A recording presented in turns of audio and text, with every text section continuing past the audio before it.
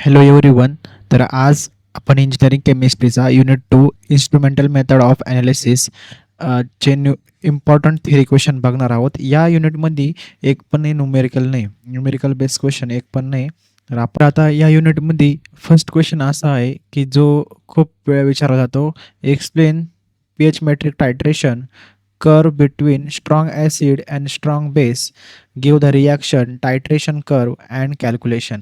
तर बघा, याच्यामध्ये हा क्वेश्चन कमीत कमी 5 मार्क्स किंवा 6 मार्क्सला विचारला जातात. तर यावेळेस 6 मार्क्स 60 मार्क्सचा पेपर येतो, त्यामुळे हा क्वेश्चन किती मार्क्सला विचारला जातो ते माहीत नाही. बघायला गेलं तर हा फक्त 5 मार्काला विचारू शकतात किंवा 4 मार्काला विचारू शकतात. तर याच्यात तुम्हाला काय काय करायचं आहे, स्ट्रॉंग ॲसिड अँड स्ट्रॉंग बेसचा एक कर्व डिझाईन करायचा आहे. त्याच्यात त्याची रिॲक्शन टायट्रेशन अँड कॅल्क्युलेशन. आता ज्याला पासिंग व्हायची, ज्यांचं केमिस्ट्री बॅक आहे, ज्यांना पासिंग करायची, त्यांना मी इम्पॉर्टंट क्वेश्चन असे सांगतो, तेच क्वेश्चन करा. 100% गॅरंटी देऊन सांगतो की हेच क्वेश्चन पडू शकतात पेपरला. फर्स्ट क्वेश्चन आपला आहे पीएच मेट्रिक टायट्रेशन. हा क्वेश्चन कंपल्सरी 5 मार्क्स किंवा 6 मार्क्सला येतो. हा क्वेश्चन तुम्ही करा.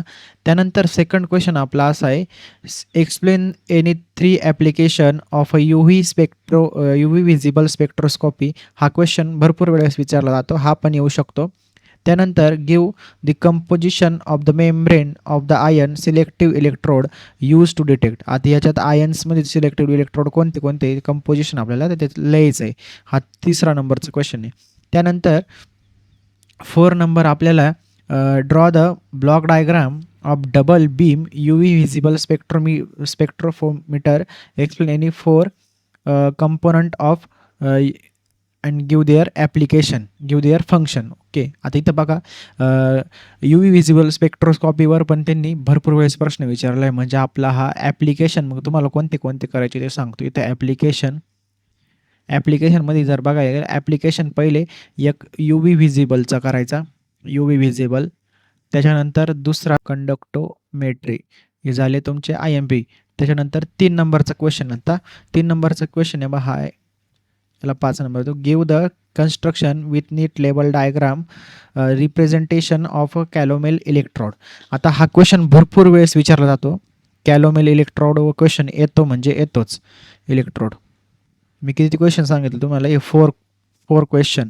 अजून जसे की ॲप्लिकेशनचे 2 धरून जसे की 4 क्वेश्चन झाले आणि असे 3च आहे. त्याच्यानंतर डिफाईनमध्ये फक्त तुम्हाला 6 डेफिनेशन करायचे आहे. मग याच्यात 4 नंबर डिफाईनमध्ये आपण फक्त मी तुम्हाला सांगतो डिफाईनमध्ये तुम्हाला कोणते कोणते करायचे. डिफाईनमध्ये तुम्हाला एक सेल कॉन्स्टंटची करायची, स्पेसिफिक कंडक्टन्सची करायची, इक्विव्हॅलंट कंडक्टन्सची करायची.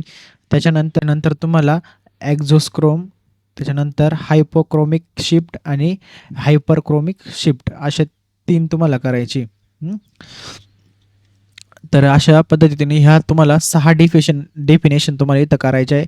या 6 डेफिनेशन 6 मार्क्सला येतील, म्हणजे पेपरला 3च येतील कोणत्याही. तर ह्या 3 येतील किंवा आधीच्या 3 येतील. ह्या अशा 3 तुम्हाला डेफिनेशन करायचे आहे. आणि वर पण बघा तुम्हाला इथं स्पेसिफिक कंडक्टन्स, त्याच्यानंतर मोटार कंडक्टन्स, त्याच्यानंतर सेल कॉन्स्टंट. इथे ना मोलार कंडक्टन्स असेल किंवा मोटार असेल, हे बघून घ्या तुम्ही व्यवस्थित, मी तुम्हाला इथे दाखवलेले. याशाच इथं डेफिनेशन येतील. तर त्याच्यानंतर हे कॅलोमेल इलेक्ट्रोड तर येतो, याला 101% येतं. त्यात फक्त तुम्हाला इथं तिने डिसॲडव्हान्टेज वगैरे विचारली, तर डिसॲडव्हान्टेज तुम्हाला ॲड करायची त्यात. त्याच्यानंतर नेक्स्ट क्वेश्चन असा आहे की हा भरपूर वेळेस आहे ना 5 मार्क्सला किंवा 6 मार्क्सला विचारले जातात हा क्वेश्चन. तर मी तुम्हाला 5 मार्क्सचा क्वेश्चन सांगितला आहे, पीएच मेट्रिक टायट्रेशन. त्याच्यानंतर ॲप्लिकेशनमध्ये तुम्हाला UV व्हिजिबल अँड कंडक्टोमेट्री सांगेल आणि डेफिनेशन या 6 मार्क्सच्या. असे तुम्हाला फक्त 5 क्वेश्चन करायचे. यानंतर state Beer law and Lambert's law, draw the diagram of double beam spectrophotometer and state the function of any 2 component of the spectrophotometer. आता आहे ना, तुम्हाला हा क्वेश्चन जर आला ना, हा 6 मार्क्सला किंवा 5 मार्क्सला विचारला जातात.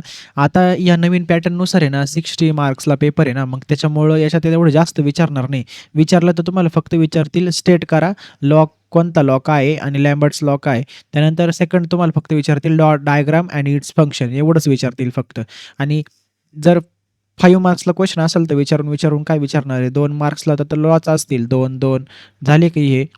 2 मार्क्सला 4 मार्क इथंच झाले आणि 1 मार्क्सला फंक्शन वगैरे विचारतील. असे 5 मार्काला क्वेश्चन येऊ शकतो.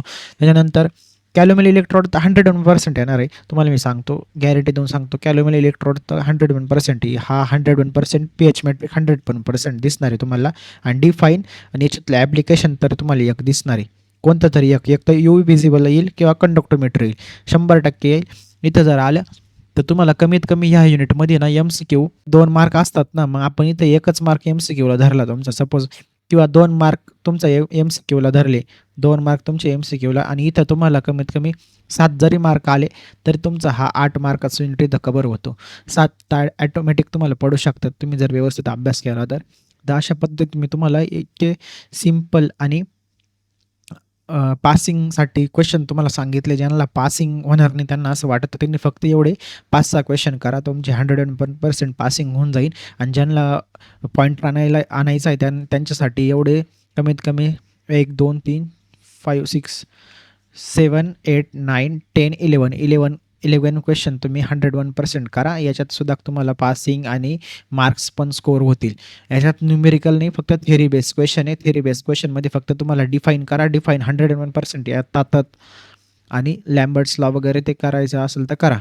असे तुम्हाला मी फिक्स क्वेश्चन तुम्हाला इथं सांगितले. फिक्स क्वेश्चन, हे फिक्स क्वेश्चन आहे तुमचे. याच्यावर 101% येईल पेपर. तर अशा पद्धतीत मी तुम्हाला हे युनिट 2चे IMP क्वेश्चन सांगितले. व्हिडिओ आवडला असेल तर व्हिडिओ लाईक करा आणि चॅनलला सबस्क्राईब करा. थँक्यू.